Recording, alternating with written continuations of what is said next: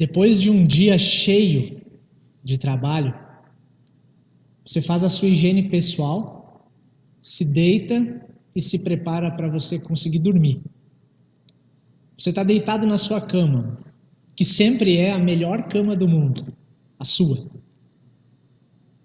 Mas por algum motivo o sono não vem. Você fecha os olhos, agradece pelo dia e até pede que Deus lhe dê uma boa noite de sono. Mas os teus pensamentos vão se sobrepondo, vão revivendo os problemas do dia, traçando possibilidades de resolução já para o dia seguinte. Você nem percebeu, mas a sua respiração está bastante descompassada. Você começa a fazer planos, você tenta planejar, mas as coisas mudam tão rapidamente que você não consegue planejar. Você já sentiu algo assim?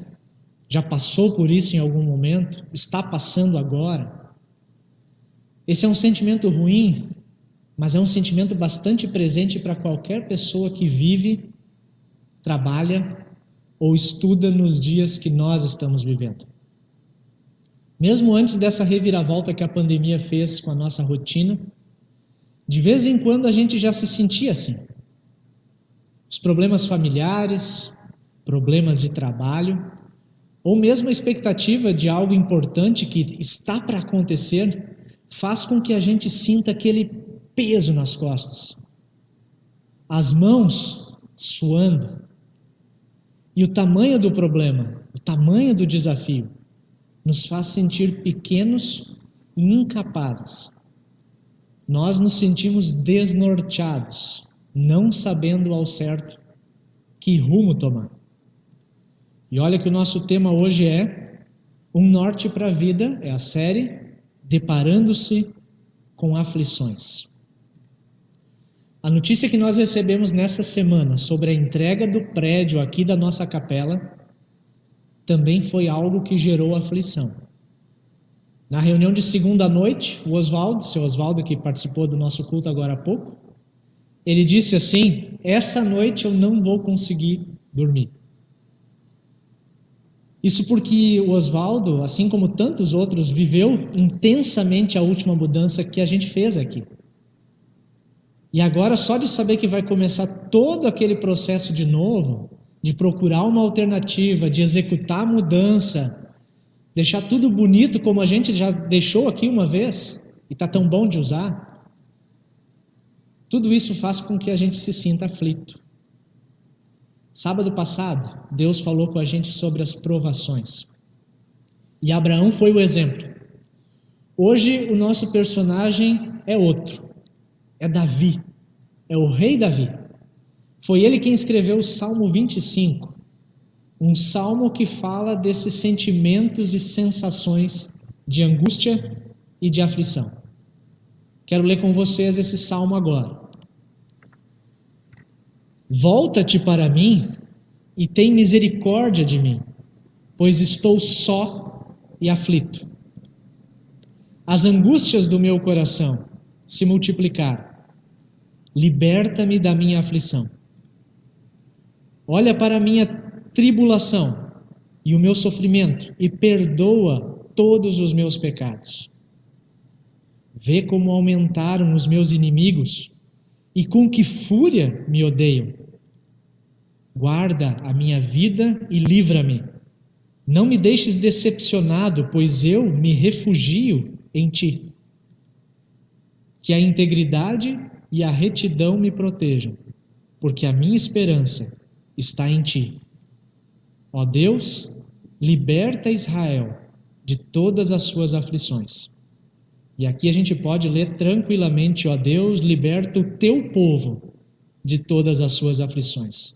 Porque Israel é o povo de Deus. Nós somos também o Israel do Novo Testamento. Dá para perceber o rei Davi, nesse trecho do Salmo 25, bastante aflito. Parece até desnorteado. E talvez você pense, mas como assim? O rei Davi, um servo de Deus, angustiado, aflito. Mas onde é que estava a fé desse homem? Às vezes a gente pensa isso, né? Davi era um pastor de ovelhas antes de se tornar rei. E como todo pastor de ovelhas, ele fazia longas caminhadas com seu rebanho para levá-los aos pastos verdes, à água fresca e tranquila. Mas Deus chamou Davi para uma outra caminhada. Chamou ele para guiar o povo de Israel, o seu povo, sendo Davi o seu rei. E olha só o que ele mesmo diz nesse salmo. Copiei alguns detalhes aqui. Estou só e aflito. É como ele se sente. As angústias do meu coração se multiplicaram. Olha, Senhor, para a minha tribulação e o meu sofrimento e perdoa todos os meus pecados. Como é que ele poderia guiar o povo de Deus se ele se via desse jeito? Aflito, desorientado, desnorteado. Interessante que ele é o rei, ele tem poder, ele é rico, ele tem riquezas, e mesmo assim ele se vê aflito. Mesmo assim a aflição não deixa ele quieto. Esse é um detalhe importante porque às vezes nós somos tentados a pensar que se tivéssemos dinheiro, se tivéssemos posses, se fôssemos ricos, resolveríamos tudo. Que a aflição está aí porque falta uma coisa ou que falta outra. E não é verdade. Talvez até poderíamos pensar, se a gente tivesse a nossa capela própria agora, aí sim, né? Não teria essa aflição. Talvez a gente pense que pode estar faltando oração. Se tivesse orado mais, tudo estaria resolvido. Há as pessoas que dizem que passar por uma aflição é sinônimo de falta de fé. Se você tem fé, não deveria estar sofrendo. Mas será que é assim? Davi, o guia do povo de Deus como rei, tinha aflições. E ele fala como nós mesmos falaríamos quando nos sentimos desnorteados ao se deparar com aflições. Estar sem rumo, sem norte, aflito diante de uma situação difícil, com as mãos suando, talvez sem apetite, sentindo aquele aperto no peito, tudo isso vem de onde? Às vezes a gente se pergunta, será que eu não tenho fé? Será que Davi não tinha fé? Peraí, fé Davi tinha. Porque ele diz lá no versículo 21, a minha esperança está em ti. Em outras palavras, ele está dizendo, eu confio em ti. Mas então, de onde é que vêm as aflições? Uma coisa que talvez até passe despercebido é que no final do capítulo 17, deixa eu ver se eu consigo colocar ele na tela aqui para vocês. No final do 17, Davi diz, do meu coração se multiplicaram as angústias. Ele está pedindo para Deus livrar ele da aflição. E antes de falar dos inimigos, Davi diz, onde é que está? Aqui, perdoa todos os meus pecados. Por que no meio das aflições, Davi também diz, perdoa os meus pecados? Por que será? Davi sabia que as aflições só existem porque a realidade do pecado, ela atinge a todos. Atinge também aqueles que caminham com Deus. Aflição não é sinônimo de falta de fé. Não é. Por isso hoje, quando eu me sinto aflito, quando as minhas mãos suam, quando eu não consigo dormir dominado pelos tantos pensamentos, pelos tantos planos que eu não consigo resolver, a causa disso, em última análise, é a realidade imperfeita causada pelo pecado e eu carrego isso dentro do meu coração também. O sofrimento, a angústia, a aflição que eu sinto me faz olhar para mim mesmo e me lembrar que o pecado entrou com muita força na criação de Deus. Esse pecado está aqui dentro também. Nós temos o desejo de que tudo dê certo, nós nos esforçamos para que as coisas fiquem melhores. mas a gente percebe que a realidade muitas vezes é diferente. E entre várias situações, vêm as aflições. Se deparar com elas, tendo a companhia de Deus, já não é fácil. Imagina se deparar com as aflições sem Deus. Quem não crê, quem não confia no Senhor Jesus, além de passar pelas diversas situações difíceis, ainda chega no final dessa vida sem qualquer esperança. E sem Jesus, o destino é a condenação eterna, é o inferno. Por isso, no meio de tantas coisas que mudam, no meio dessa realidade que parece tão inconstante, parece o movimento das ondas, né? Deus, o nosso Deus, ele continua sendo uma rocha firme, uma rocha segura. Deus cumpriu a promessa que ele fez para Abraão. Nós lembramos semana passada. Fez de Abraão o pai de um grande povo. Mas claro que o propósito não era enaltecer Abraão. Foi da descendência de Abraão que veio Davi. Davi, Deus prometeu para ele que o seu trono seria estabelecido para sempre.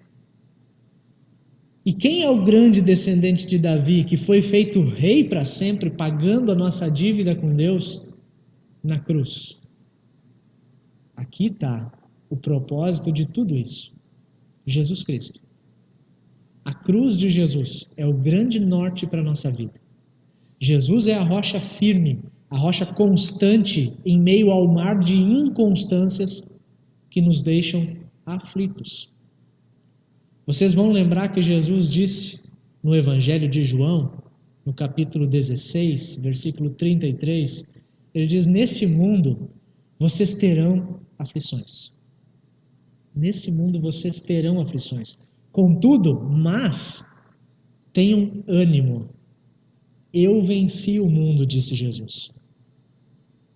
Eu venci o mundo. E sabe aonde foi que Jesus venceu o mundo? Aonde foi? Foi com os braços abertos na cruz, com as mãos perfuradas por cravos, por pregos, por amor, depois de ter suado gotas de sangue. Tamanha era a sua aflição, tamanha a sua agonia. O nosso Deus conhece na pele o que é angústia, conhece na pele o que é se sentir muito aflito. Mas muito mais do que conhecer, Jesus enfrentou, Jesus venceu tudo que nós não conseguimos vencer. O peso nas suas costas, as noites em que o sono não vem, os pensamentos que se sobrepõem, eles são sinais de que eu e vocês somos muito fracos. Nós somos muito fracos. Nós queremos ter o controle de tudo, mas nós não temos. Nós precisamos é descansar no colo daquele que é forte, daquele que não muda, daquele que não fica inconstante como o nosso mundo é. O seu trabalho do dia a dia pode estar lhe afligindo, a preocupação com os filhos, ou talvez algum outro problema familiar. A gente agora está enfrentando uma aflição coletiva pelas consequências da pandemia. A gente está aqui no Rio Grande do Sul, aliás, em toda a região sul do Brasil, numa fase mais severa. E pessoas próximas de nós estão adoecendo. Algumas estão internando nos hospitais já cheios. E algumas até perdendo a vida. Agora tem ainda essa aflição, que envolve também todos os membros aqui, amigos da Luterana Camobi. Pelo pedido do proprietário, que vai mexer com toda uma organização que nós já tínhamos feito. E eu sei, quando as coisas se desorganizam, dá medo. Nós perdemos o sono, as mãos suam, as costas pesam. Nós nos sentimos aflitos. Mas no meio das inconstâncias, Deus continua sendo Deus. Deus está dizendo para nós todos, através da pregação de hoje: confia em mim, eu sou o teu Deus. Você não é Deus. Eu sou. Deixa eu ser Deus na tua vida também. Ele está junto com a gente. E Ele vai nos ajudar. Eu creio muito nisso. E eu sei que você também crê. Na semana que vem a gente vai continuar nossa série, ainda online, falando sobre as nossas limitações. E eu já quero convidar desde agora para que você convide outras pessoas para acompanhar os nossos cultos, acompanhar essas pregações que depois ficam gravadas lá no YouTube, para que essa palavra possa abençoar, alcançar e abençoar muitas pessoas além de nós. Amém.